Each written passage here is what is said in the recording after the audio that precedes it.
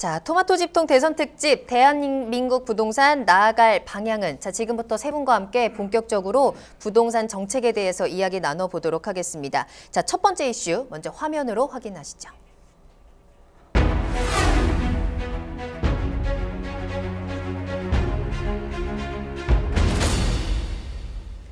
윤석열 정부 시대 개막 부동산 핵심 공약은? 자, 윤석열 정부 시대의 개막을 앞두고 있습니다. 윤석열 당선자의 취임은 5월 10일인데요. 지금 이 문재인 정부가 남겨놓은 부동산에 대한 숙제가 굉장히 많이 남아있는 상황입니다. 때문에 차기 정부의 부담도 분명히 있을 테고요. 또 정권이 교체된 만큼 국민들의 기대감도 조금 더 커질 것 같다라는 생각이 듭니다. 자, 새로 출범하는 윤석열 정부의 부동산 핵심 공약은 무엇인지 지금부터 세세히 이야기를 나눠볼 텐데요. 자, 먼저 권대중 교수님, 네. 윤석열 정부의 부동산 공약 어떤 게 있었을까요? 우선은 그 문재인 정부가 공공주도형 서민주택 정책이었다면은 이 공공주도형이 아니라 민간주도형 일반 주택 정책이 민간주도형으로 이렇게 바뀌었다는 걸 알 수 있고요. 특히 이제 가장 큰 것은 이제 주택 공급 측면에서 250만 호 주택 공급이 있습니다. 그중에 수도권에 130만 호 주택 공급이 있고요.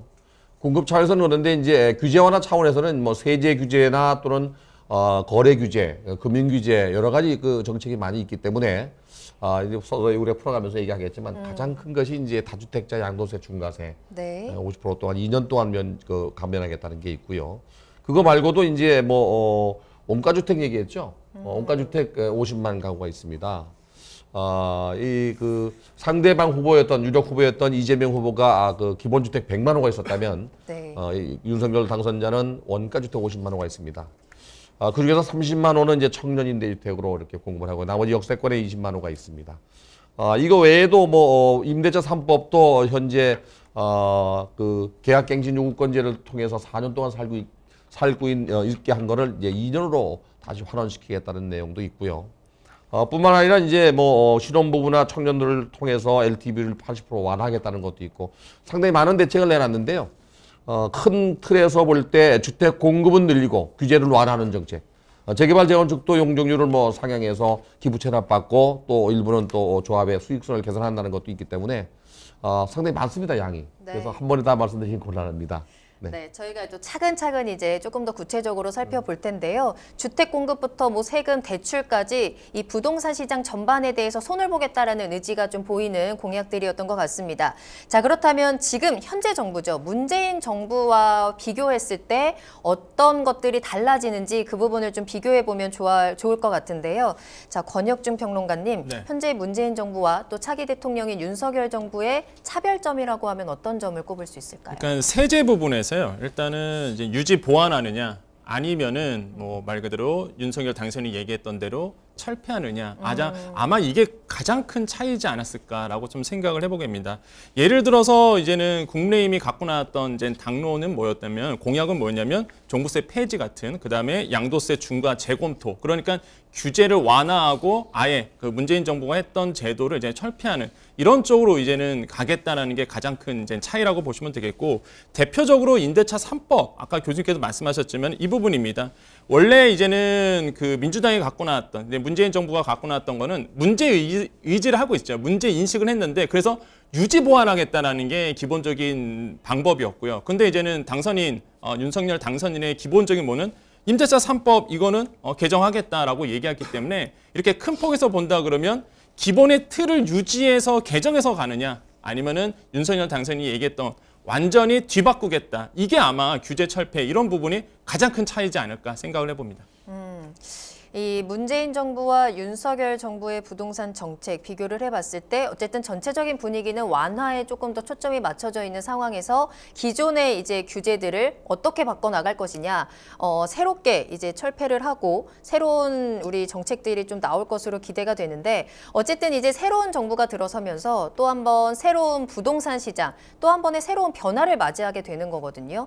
자, 그랬을 때 시장에서 어떤 대비를 해야 되는지 궁금해지는데 추가적으로.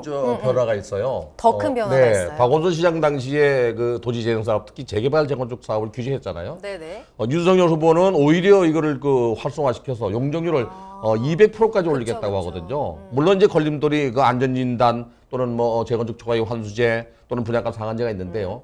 여기서 안전진단은 30년만 넘으면 모두 다 재건축 할 수 있게 한다고 공약을 했어요. 거기다가 이제 분양가 상한제 폐지하겠다고 얘기됐고요. 그다음에 이제 재건축 초과이익 환수제도 아마 손질을 할 것 같아요. 합헌됐지만 아마 연기하거나 유보하지 않겠나. 그래서 이 시청을 하는 수도권에 계시는 분들이 대부분이 재개발 재건축에 관심을 갖는다면 가장 큰 변화가 그게 아니겠나. 그러면서도 이제 이 증가되는 용적률의 100% 정도는 환수해서 네. 임대주택으로 전환하겠다는 거거든요. 그러면 도시가 좀 더 활력 있는 도시, 슬럼화에서 살아오는 주거 환경이 개선되는 쪽으로 바뀌지 않겠나. 여기에 발맞춰서 지난 3월 3일 날 오세훈 시장이 서울시의 2040 도시기본계획을 발표했습니다. 그러면서 2013년도에 한강의 스카이라인을 정하면서 서울의 49층을 35층까지 낮췄죠. 이거 지금 기본계획에서 없앴습니다. 네. 그러면 50층, 60층도 될 수 있다는 얘기거든요.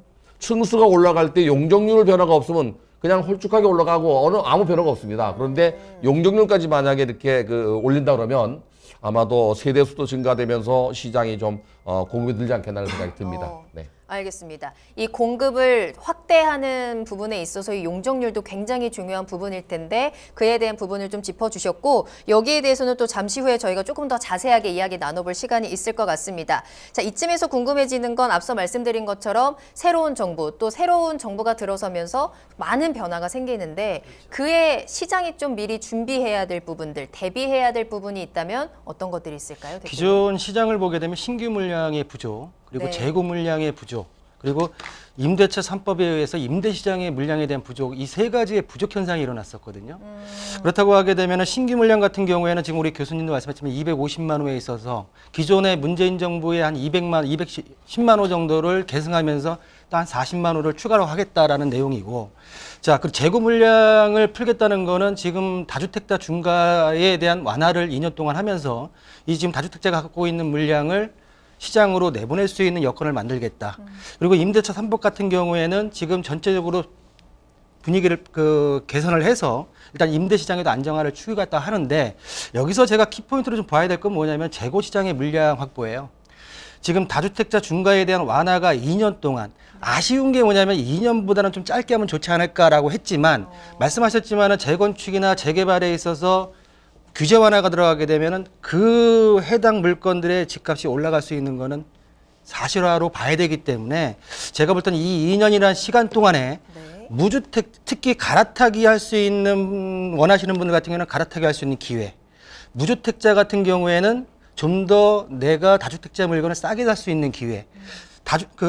무주택자 그리고 다주택자 같은 경우에는 내가 양도세에 대한 완화의 혜택을 볼 수 있는 기회가 되지 않을까. 그런 부분에 있어서는 제가 볼 때는 전반적으로 우리 국민들에게 좀 이득이 되지 않을까라는 판단이 듭니다. 근데 이제 중요한 게 뭐가 있냐면요. 양도세 중과세가 2년 동안 완화하겠다고 했는데 쉽지 않습니다. 이 소득세법 개정안이 있는데 지금 현재 여당이 180석을 갖고 있지 않습니까? 네네. 1년을 완화하겠다고 했어요. 그러니까 소득세법을 개정해야만 가능한 일인데 만약에 소득세법 개정에 발목을 잡는다면은 아마도 편법인지 모르겠지만은 규제 지역을 재종 조정할 가능성도 있어요. 그렇죠. 네, 그러니까 예를 들어서 규제 지역에서 양도세 중과세가 있기 때문에 조정 대상 지역 이상 되는 지역을 국토교통부에서 주거정책심의위에서 조정하면 이거를 완화할 수 있는데 완화가 아니라 면제가 돼 버립니다. 이렇게 되면. 그래서 이런 문제가 좀 되돌릴 수 있고요.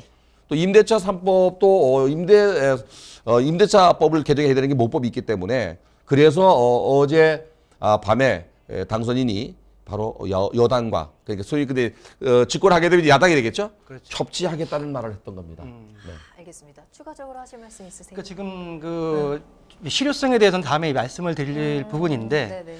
제가 볼 때는 이제 결과가 난 상태고 그렇다고 하게 되면은 지금 상대 이재명 후보 측에서도 지금 다주택자의 중과에 대한 완화에 대한 공약이 같이 있었단 말이죠. 그렇죠, 그렇죠. 그렇다고 하게 되면 공약으로 내세웠던 어떤 당론적인 여당의 입장이라고 하면 그런 어떤 약속했던 부분에서는 같이 이행을 할 수 있는 모습이 좀 국민을 위한 모습이 아닌가 좀 그렇게 좀 판단합니다. 네.